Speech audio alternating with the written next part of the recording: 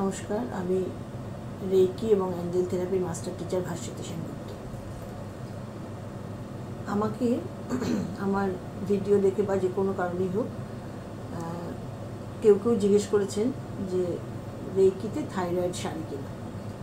তো আমি তার সবথেকে বড় প্রমাণ কারণ আমার ছোট্টবেলা থেকে থাইরয়েড ছিল এবং আমি যবে রেইকি শিখেছি একটা অদ্ভুত ব্যাপার, আমি ইলট্রক্সিন বলে একটি ওষুধ আছে সেটা খেতাম এবং আমি যবে থেকে শিখেছি তারপরে বোধহয় 1 বছরও আমি ইলট্রক্সিন আমাকে খেতে হয়নি।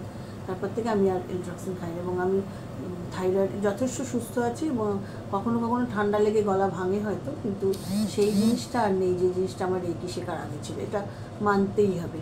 আর এইটা একদম শিওর যে রেইকি শিখলে পরে থাইরয়েডের প্রবলেম একদম সেরে যায়। থাইরয়েড শুধু গলা ভাঙাই নয়, থাইরয়েডের জন্য মেইনলি নানান রকম প্রবলেম আসে, সমস্ত কিছু একদম সেরে যায় থাইরয়েড শিখলে।